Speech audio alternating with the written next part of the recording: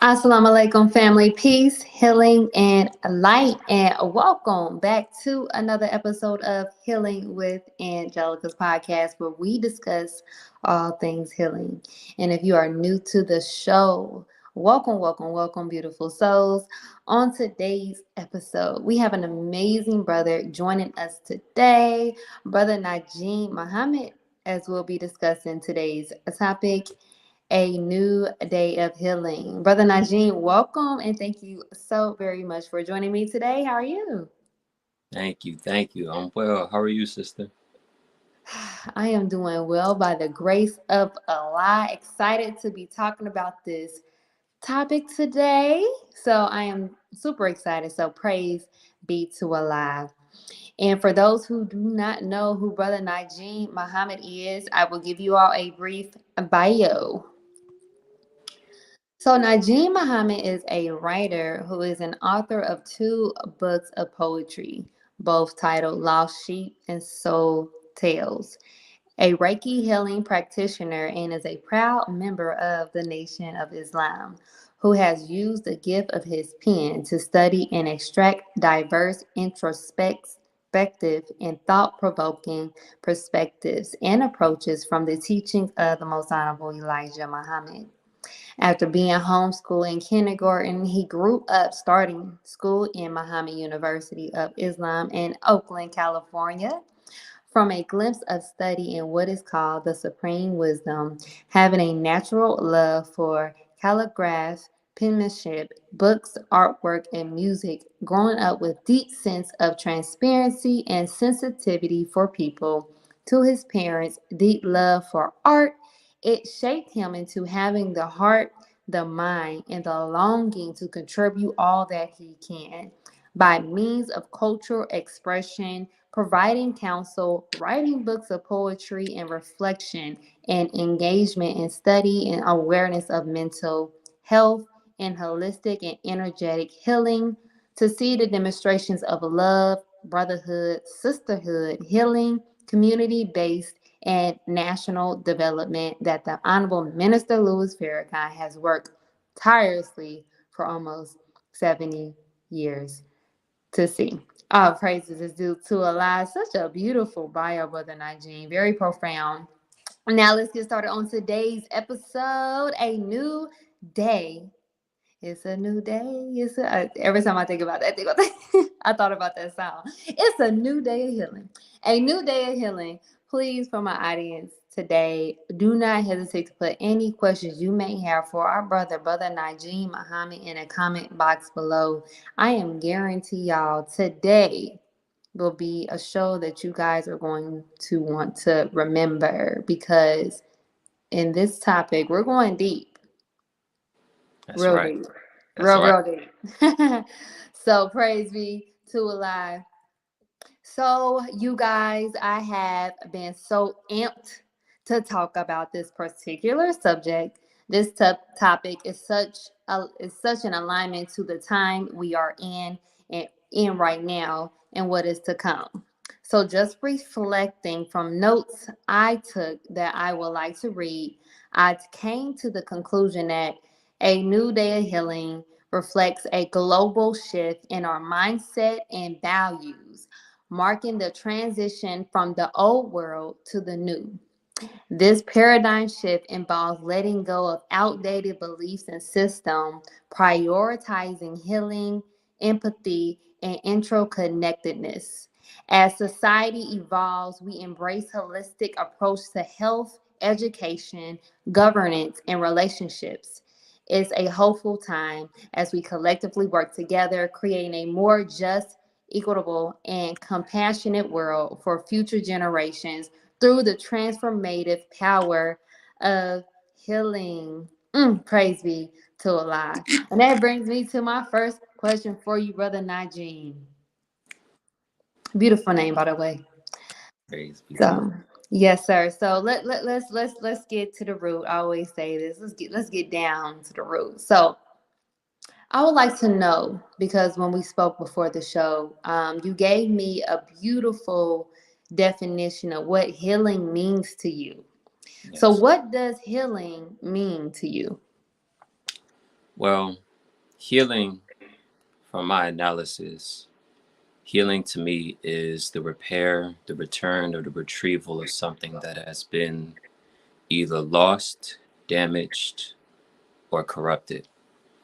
What that looks like on the individual scale is for a human being to be able to tap into their nature, spiritual, physical, material, mental, environmental, everything that revolves around the human being. What that looks like on the collective, in my personal opinion, is for human beings to be able to look at their potential, not in the eyes of man, but in the eyes of God. Mm. The most Honorable Elijah Muhammad said that one of the most important knowledges that we can get is the knowledge of self. And the most Honorable Elijah Muhammad said in Message to the Black Man that it is knowledge of self that us as Black people lack, which prevents us from enjoying freedom, justice, and equality. So, of course, it's pretty obvious. Like, for example, if I see a sister, for example, if I see her for 1 second, I'm not going to instantly bow and get on one knee and ask her to marry me. That's crazy, Yeah. because 9.9 times out of 10, it's going to be a rude awakening and it's not going to work out. So, you know, time and circumstances show us that you can't love anything that you have no knowledge of. So, it's important for us to know ourselves and to know our history so that we can understand not only our potential, but what we've lost as a people. Mm-hmm. So that's my definition of what healing is. Please excuse me, you guys. I'm taking notes. I am a note taker, and that was just beautiful. Praise be to Allah. Oh, you touched on just the fact of how um, you cannot love anything unless you have the knowledge of it. I may not have said it verbatim, but that stood out to me. So, do you mind just going more in depth as to why in order for us to tap into this potential, the potential that Allah, God has given us to tap into our powers, I want to say, in order to self heal, why is it so important to obtain the knowledge of God in order to obtain your self healing? Yes, well, it's important to understand the knowledge of God because by nature, we abide to whatever standard is presented to us. So if you don't have the standard, then you won't know exactly where you are. And if you don't understand what the standard of God is, then you won't even acknowledge the fact that either you're far off or that you need healing in the first place. Um, there's a book titled The Supreme Wisdom given to us by Master Fard Muhammad. And the question is asked, and I believe I'm getting this verbatim. Why does he love the devil? Because the devil gives him nothing. Mm-hmm. So it is our nature to be able to discern whatever something is to predetermine where we place that thing. Mm-hmm. So for example, in some states, they have it to the point where they divide every piece of trash or waste very specifically. So, in Berkeley, I used to live in Berkeley, California.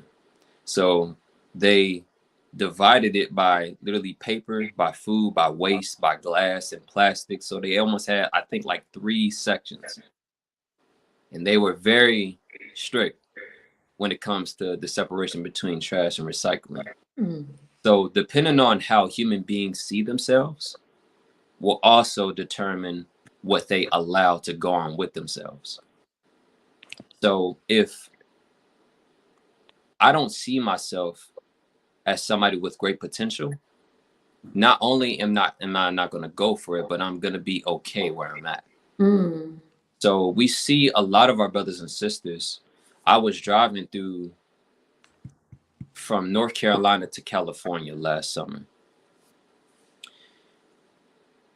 It was a very beautiful experience to drive through rather than flying, because you get to actually see for yourself just the different states, the different landscapes.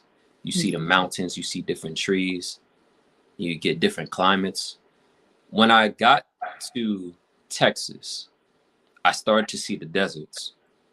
I started to see some of these deserted towns. And I started to also see them in New Mexico. And when I got there, after being on a high, after getting through some of the states in the South, when I got to New Mexico, I started to get emotional because I just saw the way people lived.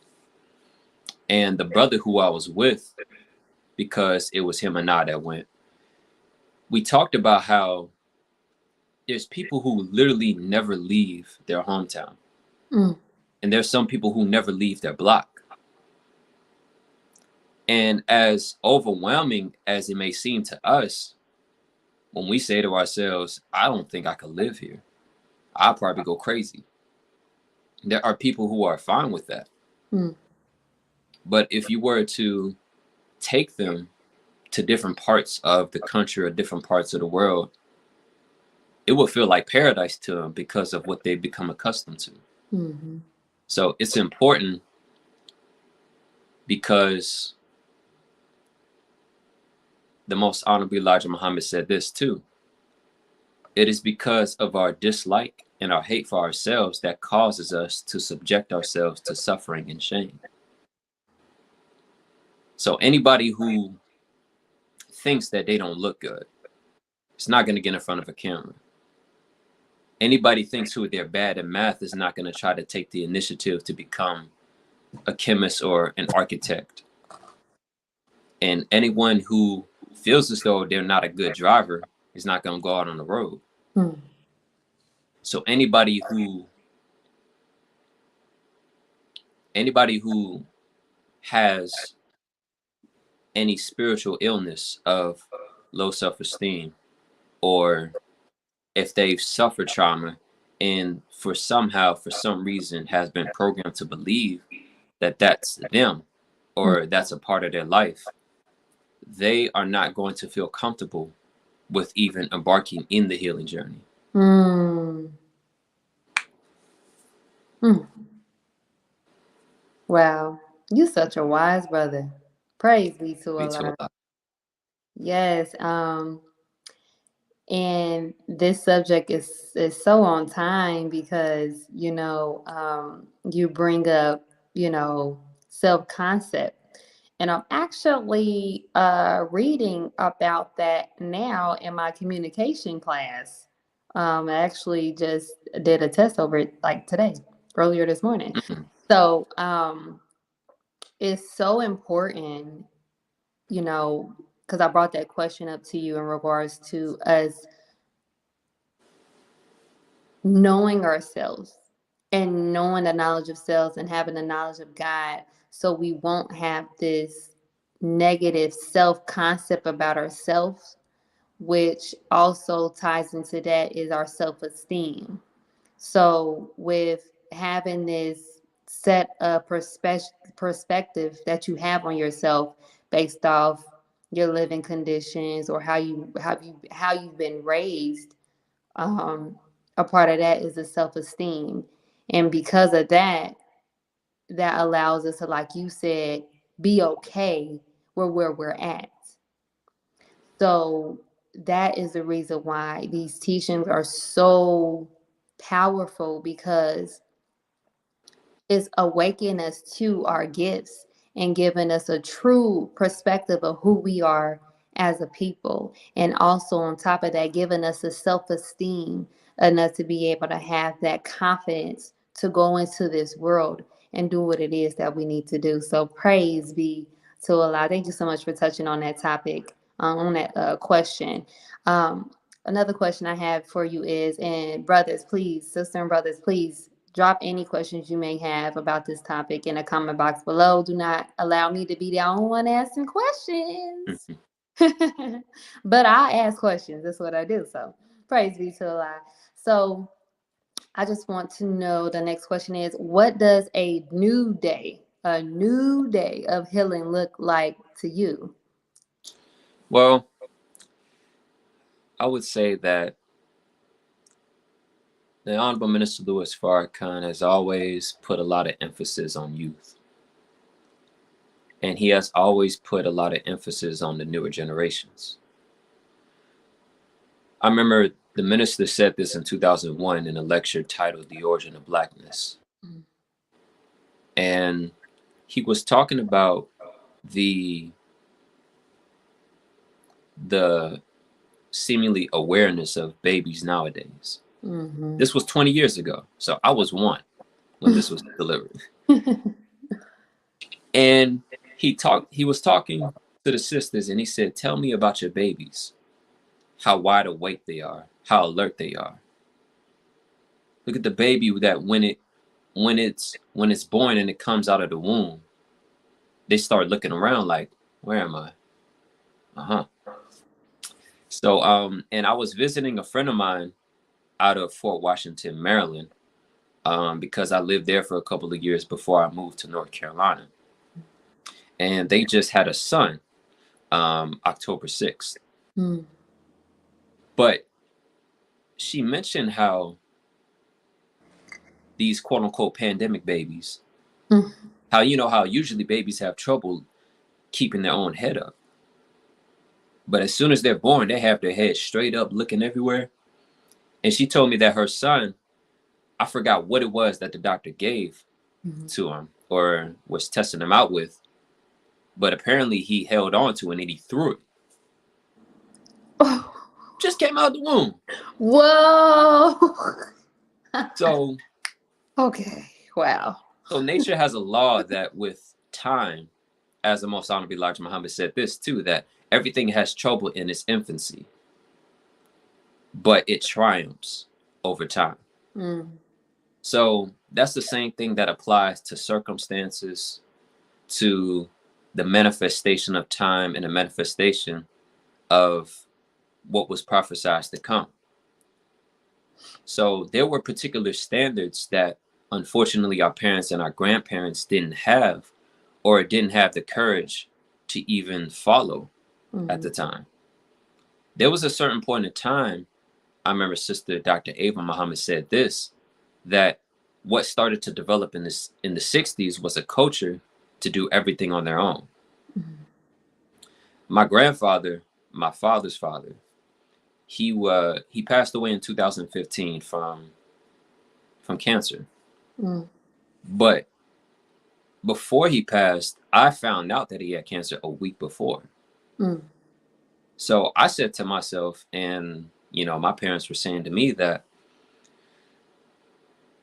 either he got it recently or more than likely he had it much longer, but we just didn't know, or he may not have said anything.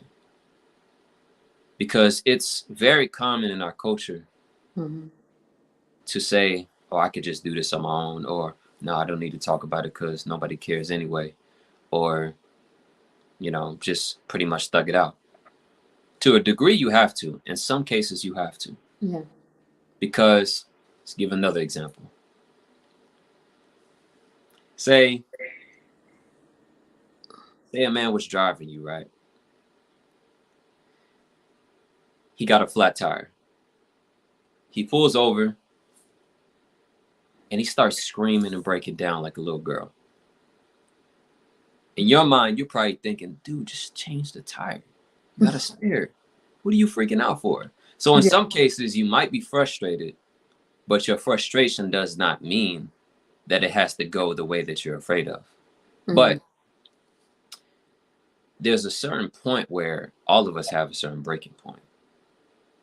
So I believe what healing looks like to me on a collective wide scale is due to the fact that we have, an enemy, a common enemy, who uses all of his power and his influence to diametrically oppose our rise and our spiritual elevation and economic elevation.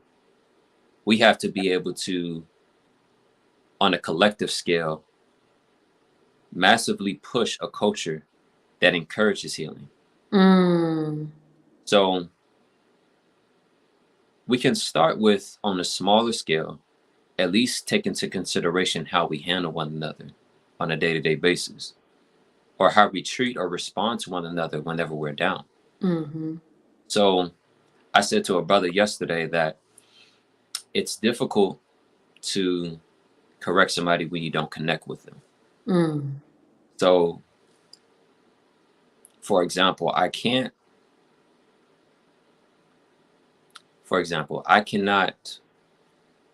tell a brother what he's not doing if I don't understand the psyche of what causes him to do what he does. Mm. So if I can attack the psyche and I can attack the mindset, and if I can give to his nature the initiative that I'm concerned for him and I have his best interests, then eventually that's going to open him up. Mm. So I've even tried this on children as well, because I used to work in the school system.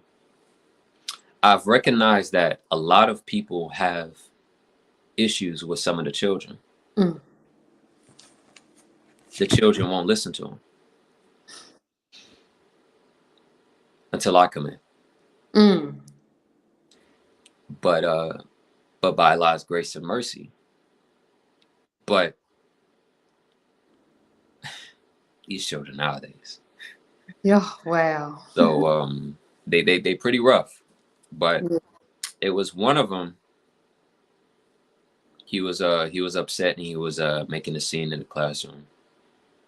And then I just said, I was like, I'm gonna just walk with him. I'm gonna talk to him. I just said, come on, let's go for a walk and let's just talk. And so I was literally just asking him, like, what was wrong? But I didn't cut him off. I didn't stop him. Mm-hmm. I wasn't so quick to give my piece of advice. I wasn't quick to give my advice, but I was very slow and patient to extract, what the issue is. Mm-hmm. Because we can't give insight on what we don't have an introspective eye on. Mm. So we have to be able to see things from their eyes in order to know what kind of knowledge to put in their mind.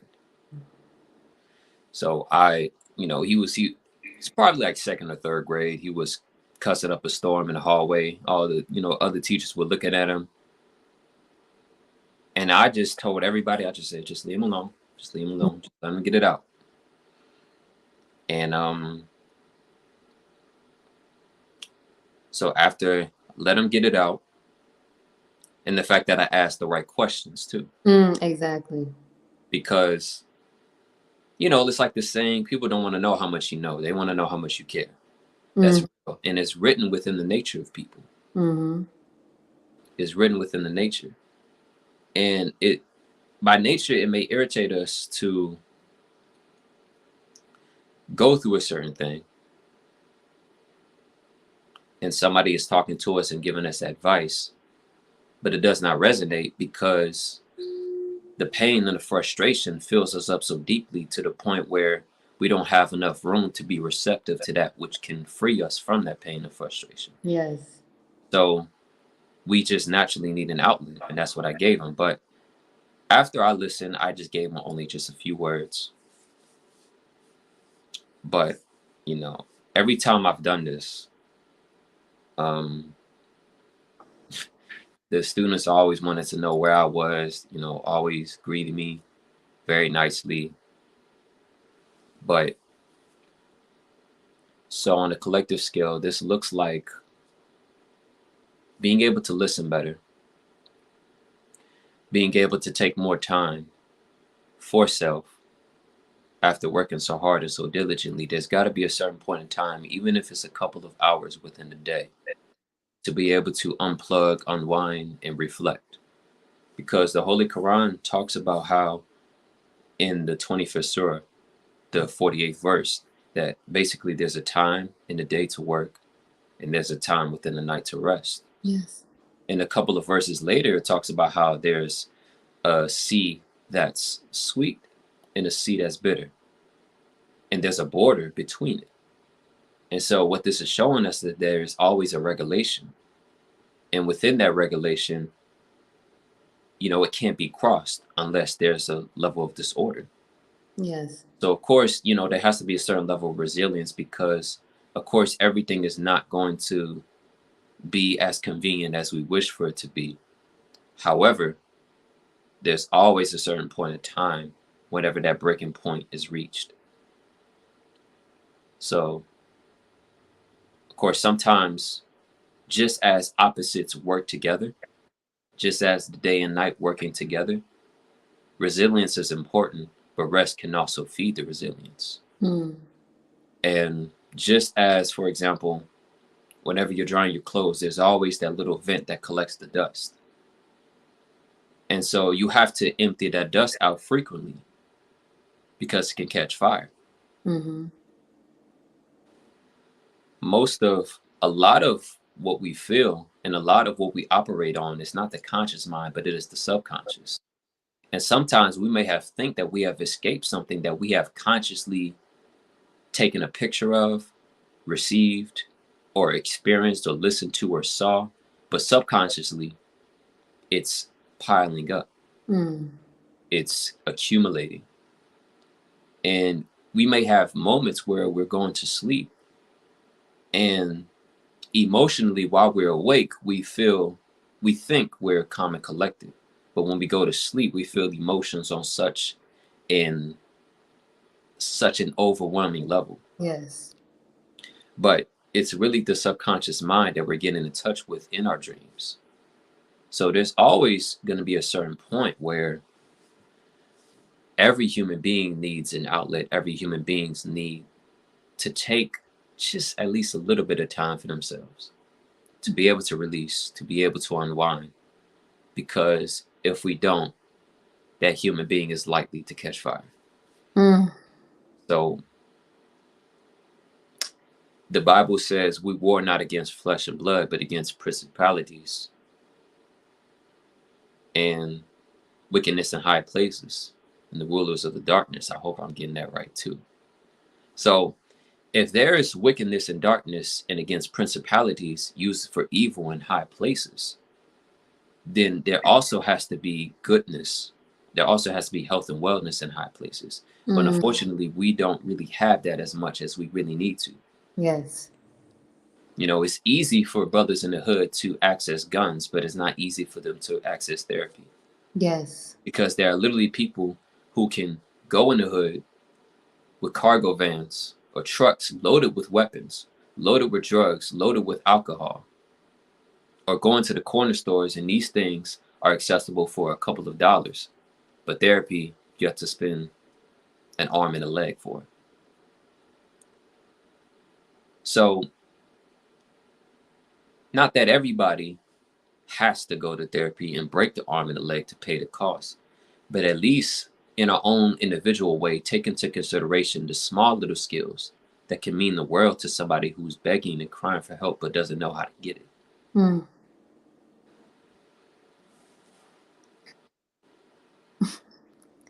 I feel like I'm listening to a powerful lecture right now.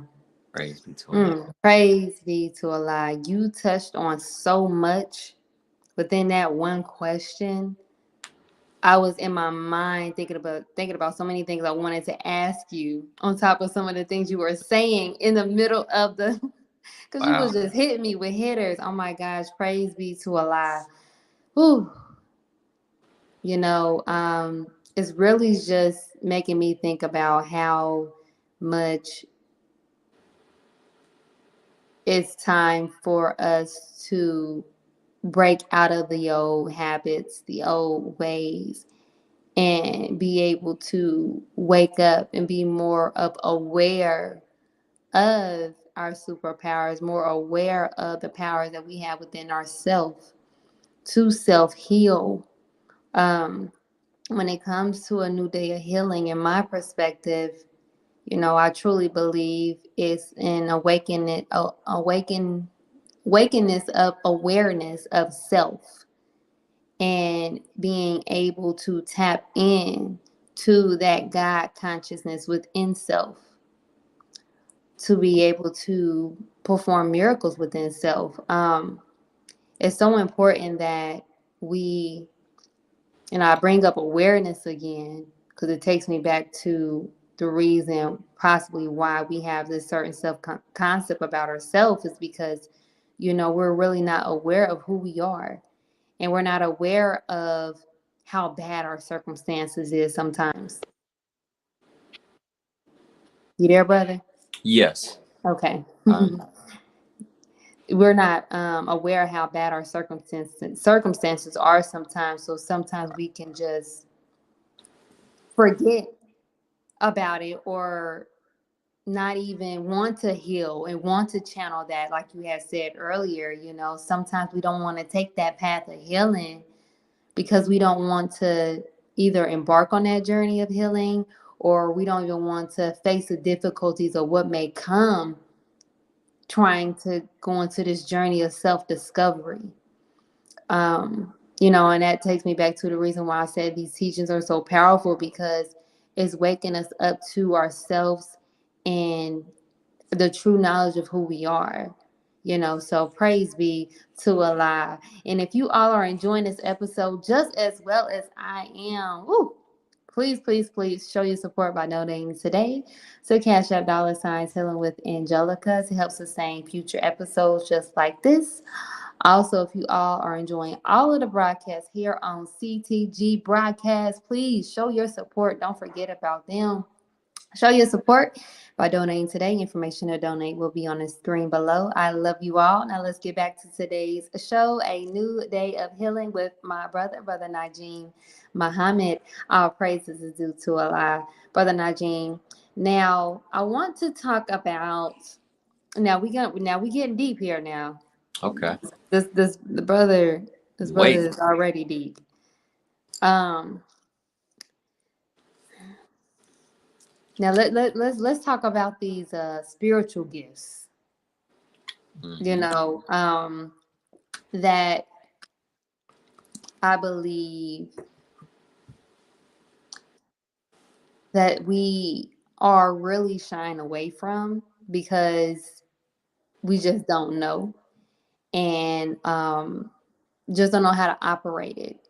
And sometimes we don't have the discernment, to even know that we have certain spiritual gifts that God gave us, in order to tap into, our healing powers, our gifts, right? So my question for you is, how does our spiritual gifts aid us in our ability to self-heal? Mm, that's a wonderful question. Mm-hmm. That is a wonderful, wonderful question. Take your time, think about it, marinate on it. It's fine. What I what I can say is that part of healing, of course, I believe the greatest part of healing is coming back into your power. Mm. So when everybody discovers what their gift is giving them a reminder of what that power really is to actually grant them the happiness that their soul has been longing for. And the Honorable Minister Louis Farrakhan asked the question during Savior's Day of 2020, what is the pursuit of happiness? He says, the pursuit of happiness is the activity of life itself. Mm. But a human being has to know not only the entire scope of the activity of life, but the human being must know where they fit in that activity. Mm. And so the word of God can confirm that as well as clarification on that. So the Holy Quran talks about how everything in creation is subservient to man. And subservient has the prefix sub, sub. So they oftentimes talk about, you hear that if the teacher is not there, there's a substitute teacher. Mm-hmm. Or anything that's subservient is either secondary or a servant to the primary thing. So oftentimes we've been learned to worship sun, moon, stars. We've been taught to worship everything of the earth, but the earth is a testimony of the magnificence of the human being. Ooh. So, Yes. and also everything creation shows us, from every creature that's born, every human being that is born, every seed that is germinated within the earth, whether it turns out to be a tree, a fruit, or a vegetable, everything begins small and then grows big. So, for example, if you see the skyscrapers, you know they started off small and then came about big, but it came from the mind of somebody. Mm. Babies started off small, but they became big. But human beings have procreated that human being, and then that other human being was brought forth. So if we see that everything started from the mind of a human being, Yes. and it started off just like a seed, and then it grew and germinated and made manifest. But all of a sudden, when it comes down to the grand scheme of things, to the mountains, the land, the water, the island, the deserts, the lakes and the rivers, the hills, all of a sudden we go blank. It couldn't Mm. just appear out of nowhere, and it had to begin small. But we, though we are small little creatures, as our hands resemble the leaves, and sometimes the patterns of our brain resemble the clouds, and clouds can bring forth water, and our brain is water. And as our skin sometimes resembles the pattern of the tree bark, we see these as the big things, but we're the small things. We're like the seed. Mm. So this recognizing our potential and recognizing that we are gods, as Psalm said, Psalms 82:6, ye are all gods, children of the Most High. That was not poetic. That was not metaphorical. That was literal. Mm. But unfortunately, because of the culture that has been afflicting us for almost 500 years, our power, our mental power, have remained dormant. And Yes. so, but now you hear all this talk about, the pyramids. There have been scientists wondering for a long time, how do we build them? Now they're talking about hidden civilizations buried on the ground that far surpasses the civilizations we see today on Hmm. Earth. So it is within recognizing our potential to also recognize that God has given each and every one of us as individuals a gift that resembles the supreme power of the Creator. Mm. But some of us are asking ourselves, what is our purpose and what is our gift and how can we find it? We're taught that the Creator has 99 attributes or names, and these attributes are certain characteristics that the Creator has. Mm. So just as we look at ourselves in the mirror and we are able to recognize ourselves by the movements that follow us, by wherever we walk or wherever we position ourselves, we can see ourselves in the mirror. It's something about whenever we see anything magnificent or great, at a young age, it speaks to us so much to the point where we want to do it, or we just have a natural love for doing it. It speaks directly to us as though that is us.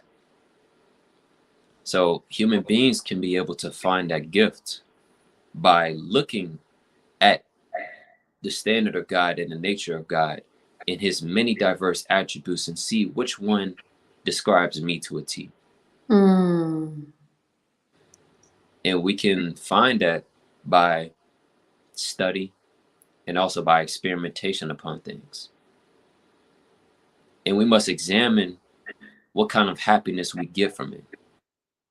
And if it's a happiness that is unconditional, and it's a happiness that we want to serve other human beings with, that's the gift that God gave us. But we heal because the more we extract the spiritual gifts that we possess for the glory of God, the more we can be able to testify that these programs that we have been programmed to believe over this period of time is false. And so it makes it a lot more natural and easier to be able to remove those programs and to remove everything that we have been doing, what we have been thinking and feeling that has been inferior or negative, because we are given a gift that is positive. Mm. And because of that gift that is positive, and because of that gift that we can be able to see some resemblance of God within us, everything else that is negative will naturally fall away. For example, whenever we practice How to Live, written by the most Honorable Elijah Muhammad, it literally reverses our aging. It makes us look younger. It makes us think clearer. It Mm. makes us feel happier. Because studies will tell you there are certain foods that can heighten anxiety. There are certain foods that can heighten depression. There are certain foods that can trigger certain passions. But when we practice How to Live and eating the right things, we start to fall away from that. Our Mm-hmm. willpower is strengthened. We start to feel younger. We can get more done.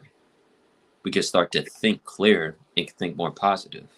Our psychological and neurological condition is strengthened and is improved. Mm-hmm. But when that happens, and when our condition improves, junk food becomes less attractive Yes. and it becomes less tolerable. So the more that we start to practice these small steps in order to get closer to God and to unlock our godliness, for example, cleaning our room, studying the Word of God, spending more time in nature, spending more time with natural herbs, and replacing junk food with healthier foods. Mm-hmm. That's, and also doing good and thinking good, because if you don't do good and think good, then all of our diet, all of our lifestyles would pretty much amount to nothing, because it's mind over matter. But the more that we do that, the more our spiritual gifts will begin to make manifest. And when they do, the more we start to appreciate what gifts we have, the more we can see and discern what's harming us and what's Yeah. keeping us away from embracing those gifts, and what's preventing us from bringing it and presenting it to the world for God's service. Mm. Praise be to Allah. Mm. You tapped on so much. I see we have a question here. I am going to ask this question, but before we get off the topic of what you just discussed, um, I want to talk about how, with us being able to tap into our spiritual gifts. Um, there's one thing that I wanted to talk about, something that I know I spoke with you earlier before, but something that also Mother Tynetta spoke about as far as the new world and how we'll start communicating with each other telepathically. Yes. What are your what are your thoughts on telepathic communication when it comes to a new day healing? Yes. Well, my thoughts on that. The minister said that our brain is like a radio station or a television station. So whenever we go to sleep, for example, it presents to us dreams that we think is real. Mm-hmm.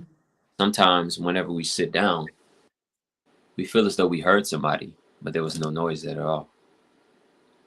Or sometimes we can even sit down. We may not be able to hear things with the physical ear, but we can hear it spiritually or mentally. So there's a certain part of ourselves that's separate from the physical hearing and the seeing, that we Mm. can visualize and hear and discern things or visualize things or imagine them. And sometimes it can make us laugh, it can make us weep, it can make us happy, just imagining it. Or sometimes our brain is so powerful. I ate something with feta cheese one time when I think I was in college. But I believe they put too much of it and I felt sick. But literally days and months passed and I would think about how it tasted and feel sick on the spot. Mm-hmm. Yeah. So we must understand that the brain has much more power than what we think. The brain has electricity, and so does television, so does our phones, so does laptops. So all of these things that we use for communication, all of these things that we use to get certain things done and to collect information, the brain has that same capacity. You know, you know, we're taught that thought travels at the rate of 24 billion miles per second. That's how quick thought is. And just know, for example, if I called you just now, for example, within seconds you'll receive it. The brain has that certain same capacity, but it's only operating at less than 10%. But can we imagine if it was multiplied by times 10 more? Just imagine just what we can do with that, with just the brain. Sometimes twins, they will say the same thing at the same time or think the same thing at the same time. Or sometimes you would be talking about something, then you would talk to somebody else who was thinking about the same thing very recently. Mm-hmm.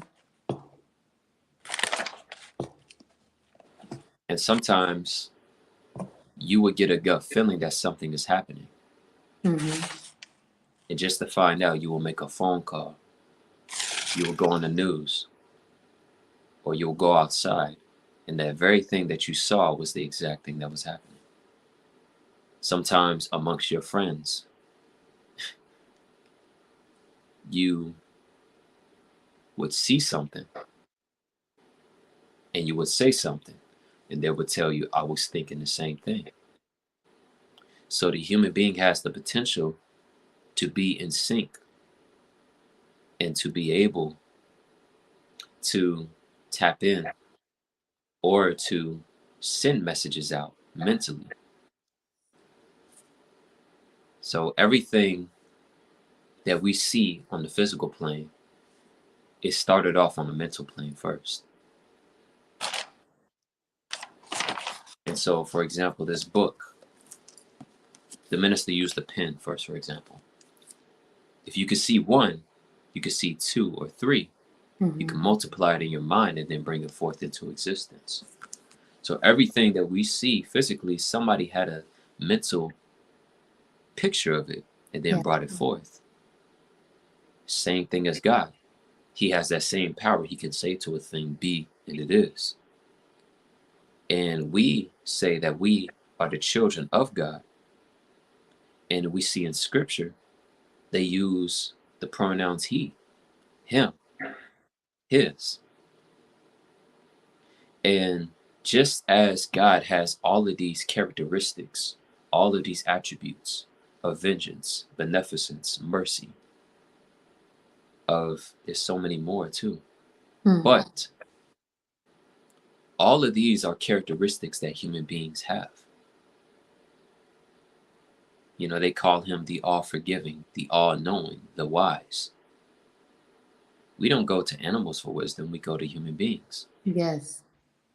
And the human being is called the glory of God. The is a definite article. The meaning an embodiment, a prime example.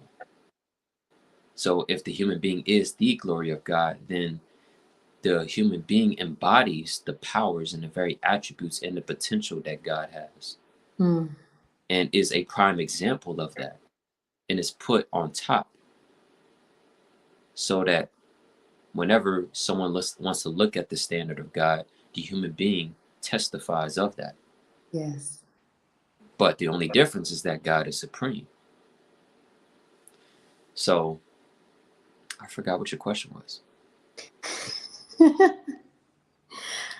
This I forgot what the question was too. Cause that came up Oh, out my mind. It was it oh, no, that's it right. About I was talking about telepathic communication. telepathic You're communication. See, we whew, remember at the same time. yes. See, audience, we just proved it, so we can get off this answer, can we? But so, as Solomon said, there's nothing new under the sun. There's nothing new under the sun. Mm-hmm. What that means is that if human beings were able to get all of this done, have all of this technology, have all of this structure within society and the economy, Solomon said there's nothing new under the sun. So anything that is created is always within the scope of the creator. So God is saying, okay, that's easy. And if it's easy for God, and everything of technological advancement is brought forth from nature, and if nature resembles us, then as technology depends on nature and all the different elements on the periodic table, Mm-hmm. and the human being is the glory of God, and we can see everything that's within nature also resembles and testifies of the human being, then of course the mind can do what a cell phone can do, to send a message. So that's all I have to say on that. Guys, oh praise be to Allah. So much just came up in my mind. Um, that's why I had to write this stuff down. It was so it was a lot. It made me think about how you connected mind over matter, and how before we actually are able to see a thing in a physical aspect, it started from the mind first. Yes. So before the cell phone, someone thought about creating a cell phone, right? Um, before the things that again that we see physically, it all started in the mind.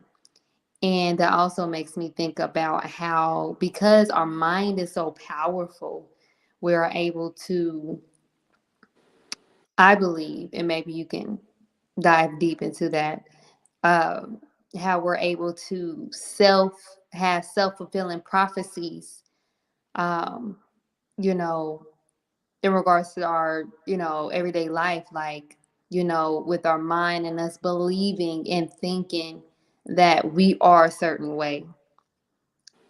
So you may believe, hey, I'm poor. I'm going to always be poor. I see this every day. And once you hold that expectation of yourself as being poor, situations around you start agreeing to what your self fulfilling prophecy is about yourself as far as being poor. So, understanding this new day of healing is really tapping into our minds more than ever, because of how powerful our minds is. Right, right. I'm super glad that we're even, and it's funny, Allah's the best of knowers. Just even what I'm learning in my self communication, in my communication class, is tying into what we're talking about today. And we talked about self fulfilling prophecies in our communication, and because of our perspective of what we think or how we feel about other people, can actually play into our physical world as far as what we see. Actually, we're actually um, prophesizing a lot of how our lives are, you know. Right. So with the new day of healing, you know, again, it's going back to tapping into our mindsets, tapping into what's been dormant, because you brought that up. It's been dormant because been we have been bombarded with, you know, the perspective of what this world has given us, the perspective of how we've been raised, that because we've been given this perspective, we haven't seen anything other than what we have been given. But Allah, who come in the person of Master Father Muhammad, has given us something better for us to see, something more powerful, that we can see, so we can be able to have a have a better perspective of who we are.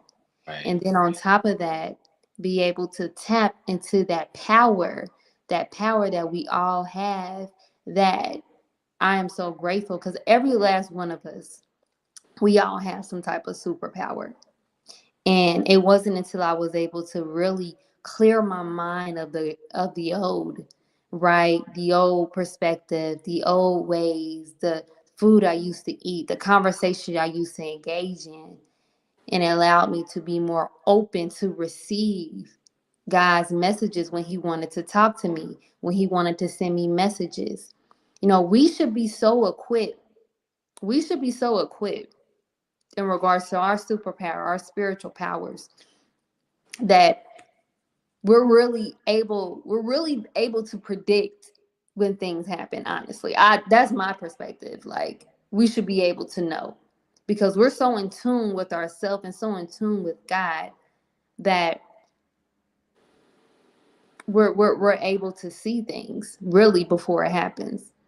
And a lie, with me, everybody has their own superpowers, you know, and I'm calling them superpowers because that's what they are. Right. We all Yeah. have our own superpowers. And, you know, with me joining the nation and changing my life around, and being able to tap into a potential that I didn't know that I had, I've been able to build a better connection with Allah, because now I'm able to communicate with Him on a level that me and Him are aligned in. Mm. Right. Mm. Praise be to Allah. Ooh, so thoughts are powerful. I believe in this new way of healing. We have to really consider what we are feeding our minds. It's a war on our minds. The minister said this. This is a war on our minds right now. So Right. praise be to Allah. I do have two questions here. I don't want to leave you guys out. I'm so sorry. Brother Najeem is just going in with this. So all right, let me see here. I have a question here for Maze X. Assalamu alaikum. So how can someone offer healing when a person doesn't think anything is wrong? All of us need some kind of healing. That's a wonderful question. Well, I noticed that children oftentimes have a self-correcting nature within them. So if you allow them to solve a problem or to look at a thing, they'll double check it. And of course, with the knowledge that they have ingrained within them, they'll make the correction themselves before you step in. So nature has oftentimes a self-correcting pattern. The most honorable Elijah Muhammad said that you don't have to condemn a dirty glass, just put a clean one next to it. Mhm.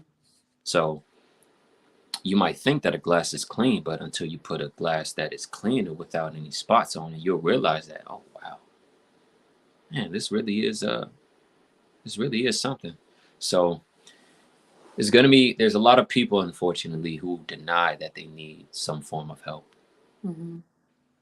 But if they stay in it for a certain period of time, eventually they will have a desire to come out of it,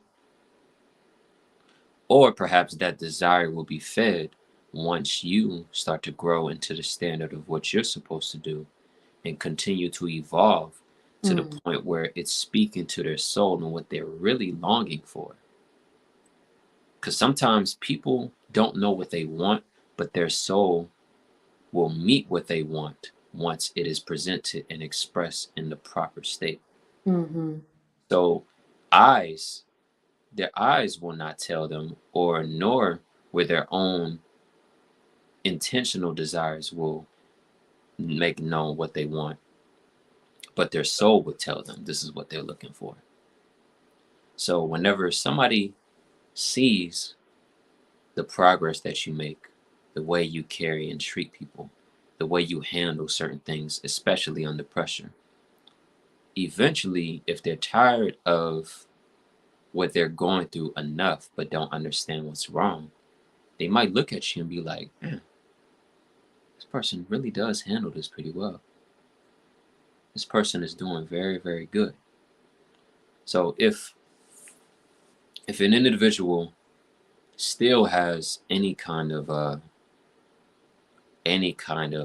desire to turn around and change in them, sometimes it's the lack of courage that stops them. Mm. So sometimes they have to see somebody else doing it in order to be safe. So I didn't get registered until I was 21, which was 3 years ago. But I've had brothers who, one of them I grew up with, and another brother, Elijah Farrakhan. He, I just saw his example. That's all I was looking at. And I was thinking to myself, I didn't have the courage to get registered because, I would think to myself, people would laugh at me for doing so. That was one of the reasons. Or I thought there was no actual joy or happiness included within that. Mm.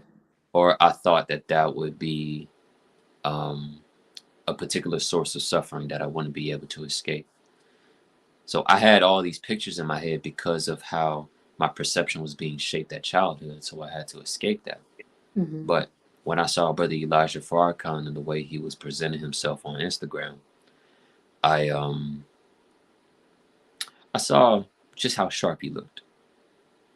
I saw the way he carried himself as a man Mm-hmm. because I was in college and I wasn't really doing anything for myself. I longed to be able to have a certain level of success. But then I seen his example and I said, damn, this brother's sharp. And that's when I began writing more seriously. And I shared with him one of the pieces that I wrote. This was, I believe, August in 2018. And he responded. Mm. And the response was so positive. I was just like, wait, I don't even know him, I don't think. We don't really know each other. But it felt so sincere and so genuine to the point where I felt safe. Mm. And so I believe within the journey of healing, safety and security and transparency is what people oftentimes look for. Yes. Because so many of us have finally taken the initiative to let our guard down to be vulnerable, Mm. only to open the door and realize that we've been exposed to somebody else's monsters that try to attack us. Mm. So it's a it's a certain level of resistance that people naturally have because they don't know how to trust the process. Mm-hmm. But um, just being able to display that example and take the initiative that I'm going to embark within the journey and not force the journey on somebody else. And maybe, just maybe, that person will eventually come along. But Yeah. what it takes is not being so critical or judgmental because our people nowadays, they have already been burdened with so many programs in the back of their mind, to the degree that they believe that their programs are the means of what kind of progress that they can make. Yes. And the moment that you criticize them is the very moment that they lock themselves in with those programs that they've thought about themselves. So they'll never make the initiative or the effort or to take the challenge to be able to change and to grow. They'll just sit in it because of how they were talked to. Mm. So most of our people already have had enough. So we will be very surprised how far kindness can go in encouraging somebody to take the same journey.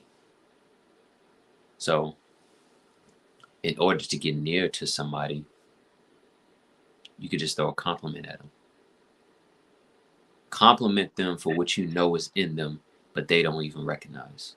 Mm. So it takes a certain skill as the minister.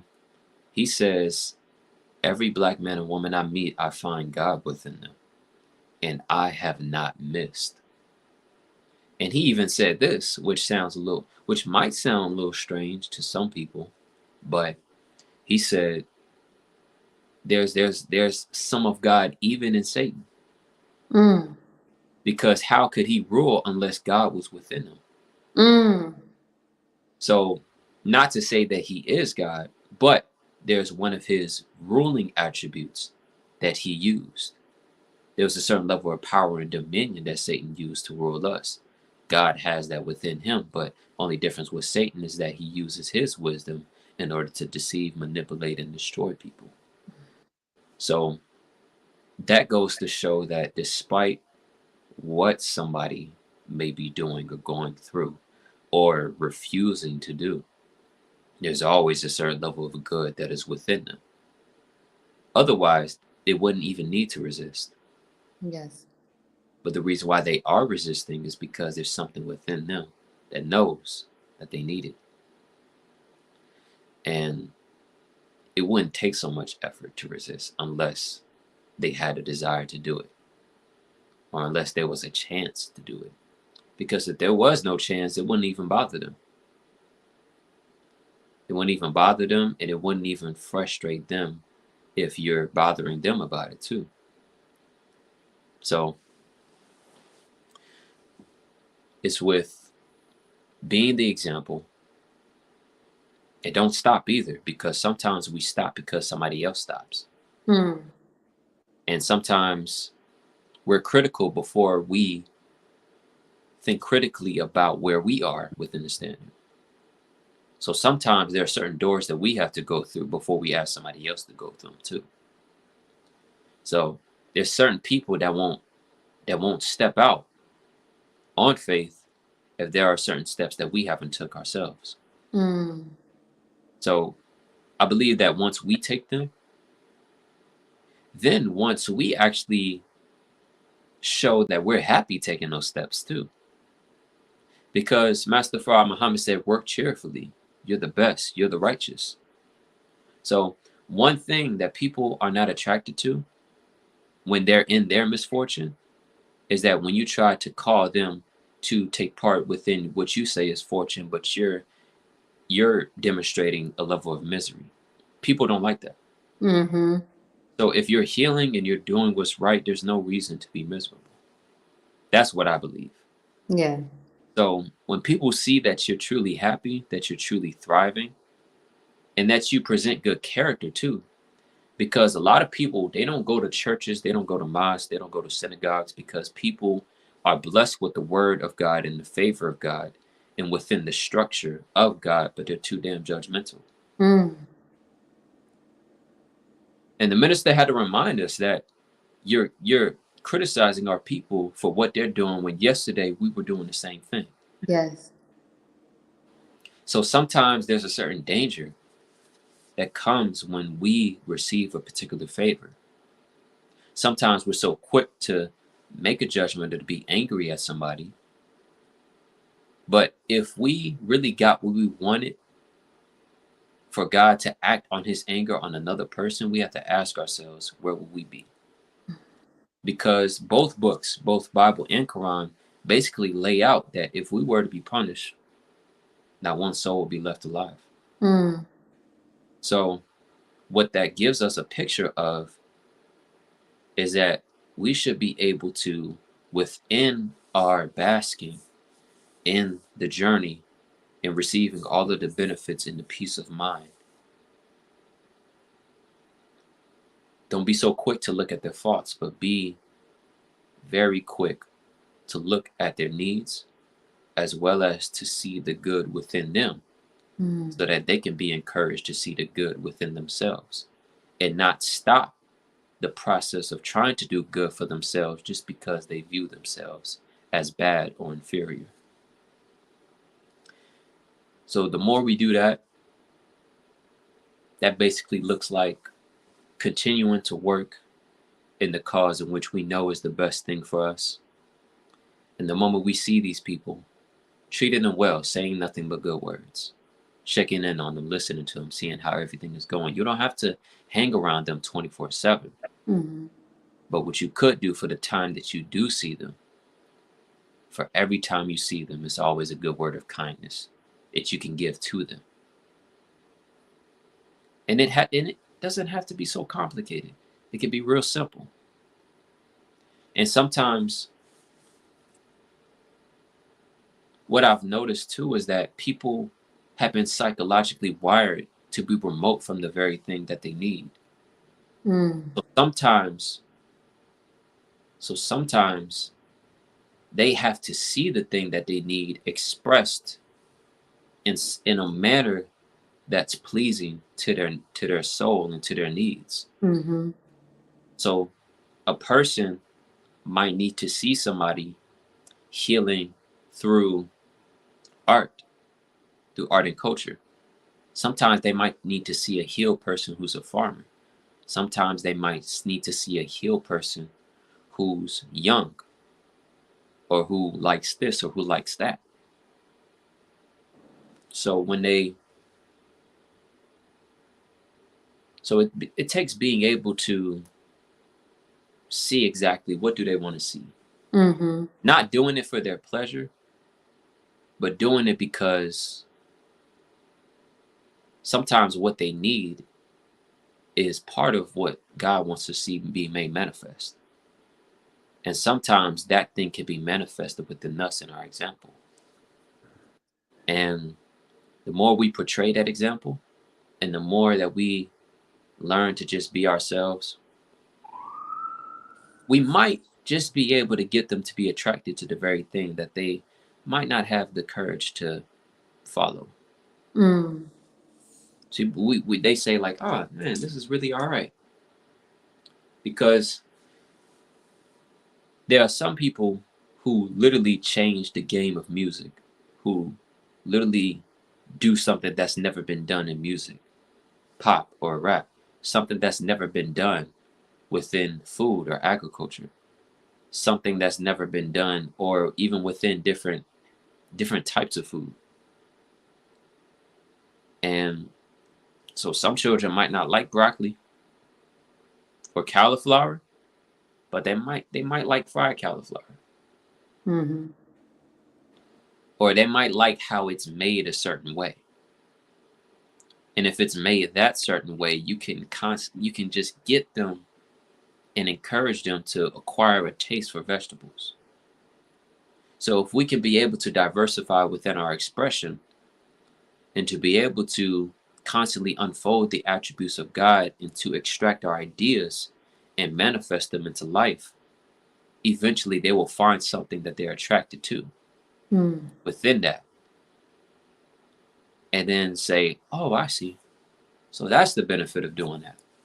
Okay, I'll start. But when they start, don't be so critical of them. Don't be so angry. You gotta be real patient with them. Yes. Like we can't. I don't think we can afford to show any form of bitterness or animosity amongst those who known bitterness and animosity all of their lives. So there's people who feel like they can't take a single bit of it. Praise be to Allah. Calmness. Yes, that's the thing I thoroughly believe in, calmness. Mm-hmm. Because I've seen people who talked about how they recognize my growth. So sometimes they have to recognize the growth and the testimony more Mm-hmm. so than what you trying to get somebody else to do. Yes. Mm. And sometimes people have to see the product and the works more so than what you offer them. Mm-hmm. So when it comes down to getting your haircut, for example, I gotta see how good you are if you gonna cut my hair. Cause if my hairline is all the way back here, we gonna have some problems because I love my hair. So when they come into the example, greet them and cheer for them and just show them that you're proud of them. The minister said this one time. He said, God is not interested in our shortcomings. And we have to take that into consideration because in a world like this, it is very easy to get into trouble. Yes.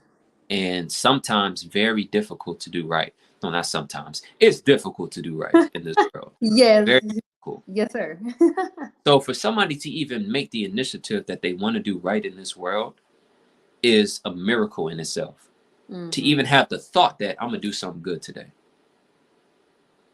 When the enemy has so many ways of trying to manipulate our thoughts through the TV, the culture, the media, the foods that we eat, even the aromas that we spray within some of our houses sometimes. Because sometimes that can manipulate thought as well. Mm. Even the water that we drink and even some of the toothpaste that we use. He has so many ways of trying to manipulate us and keep us remote from the divinity of ourselves. But when somebody Mm. tries to make an effort to do it, we shouldn't be quick to try to focus on the negative that they've done because more than likely they know. Don't recognize the negative that they've done, but that they're confined by, but the positive that they have tried to make an effort to abide by. Mm. Praise be to Allah, Brother Najeem. You broke that down so much. So beautiful. So beautiful. We are I'm thinking we're gonna have to do a part two. Cause Praise there's be, so much I still wanna ask you. We can go on for hours. Seriously. praise be to Allah. Praise be to Allah, Brother Najee. I just want to thank you so much for joining me today on this beautiful, profound topic, a new day of healing. Also, I'd like to thank my audience and Healing Tribe for joining us today. I pray that this episode was informative, valuable, and of course, has to be healing to you all. Also, be sure to share, like, follow, and subscribe so you don't miss out on any upcoming episodes on any of your favorite podcast station. Closing the Gap broadcast on Facebook, CCG broadcast on YouTube, and Healing with Angelica's podcast on Facebook and YouTube to help spread this message of healing to those in need. Also, if you are ready to start your healing journey and don't know where to start, Healing with Angelica is offering one-on-one calls to help get you started on your healing journey. More information to schedule your call will be shown in a comment section below, also including Healing with Angelica's merch and more. Give me 1 second. Let me see here if I can pull it up here. We have the one-on-one coaching calls here. So information to schedule a call will be in the comment section below. And here are some of our Healing Tribe merch that we have here. And some of our customers here with the Healing Tribe merch. Our praises is due to Allah. Yes, yes, yes. And also, please keep in mind, brothers and sisters, that anything as far as anything that you purchase that comes from Healing with Angelica is helped to sustain and support Healing with Angelica's podcast. So keep that in mind. And inshallah, I am planning to expand Healing with Angelica. So let's keep it going. Thank you guys for your support. Also, if anyone you know or yourself are in need of prayer, Healing with Angelica would like to send a special prayer to you. And you can do this by emailing healwithangelica@yahoo.com. Our praises due to Allah. Now, before we end the show, Brother Najeem, I definitely need some closing remarks, but definitely give us some closing remarks for our audience. And also, if you don't mind sharing more information about what you do, how our audience can contact you, and also you don't mind mentioning the two poetry books that you have, and Yes, close us out. yes, ma'am. Mm-hmm. Well, I want to start off by saying the healing journey, it takes a while. And of course, in some cases it could be painful, but it takes proper discernment in order to understand which pain it is, whether it's the pain of healing or the pain of the lack thereof. Mm-hmm. Now, just because it takes time doesn't mean that it's not happening, and doesn't mean that there's something wrong with the approach. Because, for example, car accidents, they can happen within the blink of an eye. Just one simple wrong turn and boom. But sometimes it takes hours, days, weeks, sometimes even months to get it covered, to repair the vehicle, to gather information, to go to court, file lawsuits, whatever needs to be done. I actually jammed my finger one time a couple of weeks ago, Man. and it's had to be 3 weeks ago, but it still has that look to it. Mm-hmm. So it can things can happen within seconds, but sometimes it can take longer, protracted periods of time in order to heal from those things. Mm-hmm. That's okay because that's how it's designed. It could take 1 second to break a bone, but sometimes it could take months in order to recover and heal from it. Mm-hmm. So to think about everything that's happened to us and everything that is happening to us, Mm-hmm. don't ever think that whatever you need to do in order to heal those wounds, you're not asking for too much. More than likely, if you dealt with it for a long time and never asked for help, you're probably not asking for enough. Mm. And just because the healing journey is painful, sometimes it could be overwhelming too, because we don't know what's going on Yes. oftentimes. So that oneness with God sometimes it's not an easy road. But the minister also said this in The Origin of Blackness. He said, have you ever watched a flower unfold? I happened to be looking at it and studying it, and it was closed, and I watched it slowly stretch itself and unfold. And he said, that must have been painful. He said, you may think that plants can't ever feel, but if it's life, it can feel. So even as a flower blooming might be a beautiful sight, it may be an unpleasant experience. And just because it's unpleasant doesn't mean that it's something that should be avoided necessarily.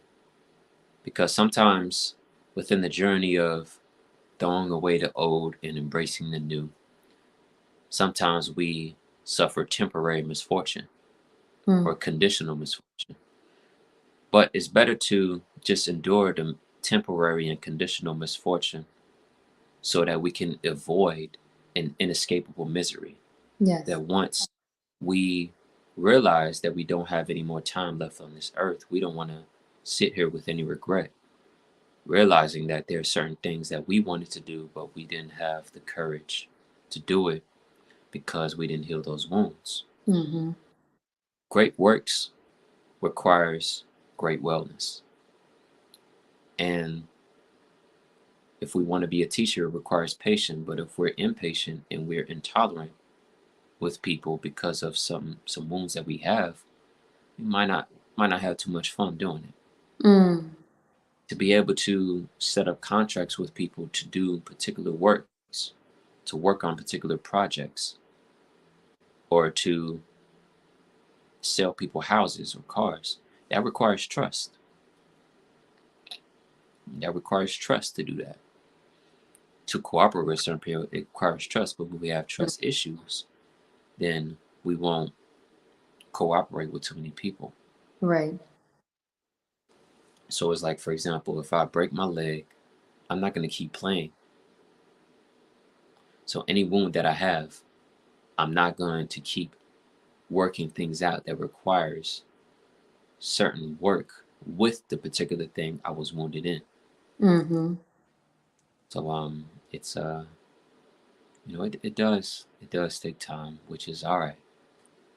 And these two books, first one, they're both poetry books. The first one is titled Lost Sheep, and I've written this and published it in May 3rd, 2021.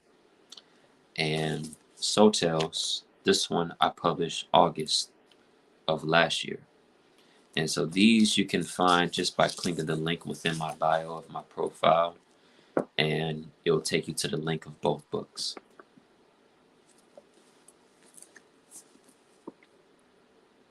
Praise be to Allah. Whew.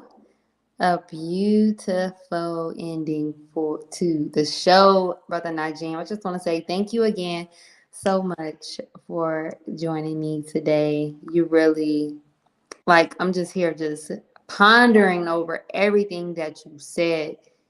Give this man some flowers. Like, everything that you said today was so profound. And it's something about your tone, the way that you speak, how it's resonating to my soul, to where I'm hearing that God in you. I'm hearing God in Right. you speak. So praise be to Allah. Again, I just want to thank you all for joining me today, joining us today. Oh my God, this is such a beautiful show. Thank you again, Najee, for joining us as well. And we leave you all as we came. Assalamu alaikum. Peace, healing, and light.